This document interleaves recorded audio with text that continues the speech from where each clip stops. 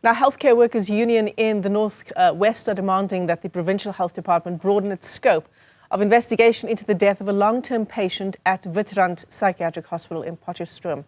40-year-old Quinton du Plessis died on the 12th of last month, so the 12th of June. His family also wants answers after police investigations showed that du Plessis was severely neglected and sexually assaulted.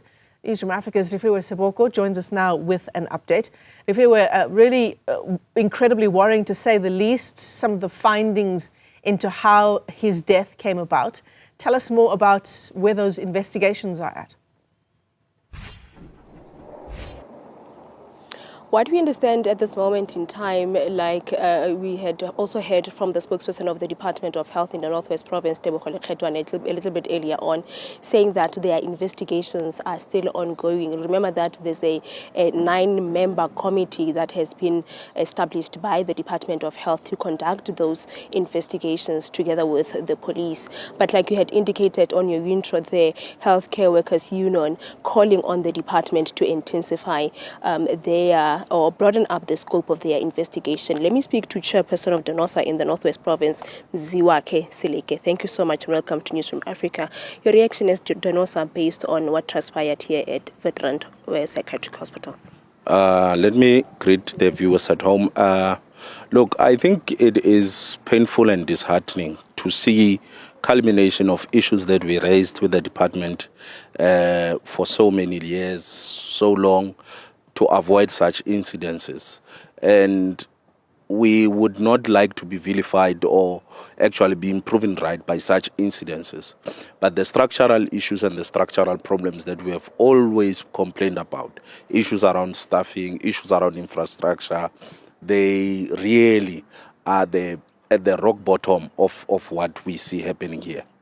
Yeah. Issues around what the patient, or rather the patient's family, is complaining about negligence and allegations of him having been sexually violated at this hospital?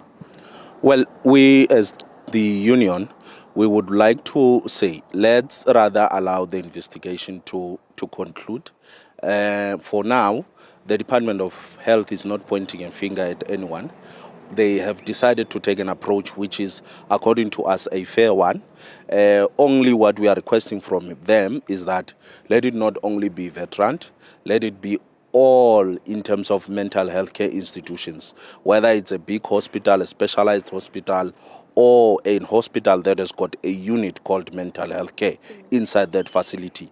They need to be investigated. They need to be supported properly. They need skilled or specialized nurses that are supposed to be there. Yeah. And are you able to maybe just give us some of the incidents that you have noted? You have said that there are a combination of other issues that you've raised with the department previously. Well, for one, a mental health care user burned down a unit in JST. Just last week, there was another incident in BPH whereby a patient really absconded from care. Now, you really look at those things, you attend to them quietly, but you approach the relevant authorities in terms of the Department of Health, but you don't see really commitments that are seen to be realized. They commit, but there is no realization of those commitments. I'll make you a practical example. When we complain about issues around staffing, based on the regulations of Nursing Council, it says Nursing Council, for such a specialized unit or ward, we need a manager that is a specialist. For argument's sake, you can't manage, according to SANC, a psych ward without you being a psychiatric specialized nurse. But you would find that when you do your audits, you would find that majority of the operational managers or managers in such units are not specialized. There are norms in terms of staffing, but when you get into these wards, you would find that a professional nurse is expected to work at night with only an assistant nurse, meaning around 52 patients or 36 to 32 patients, which are psychiatric patients. It's highly improbable how the employer or the Department of Health expects those nurses to work under such appalling conditions.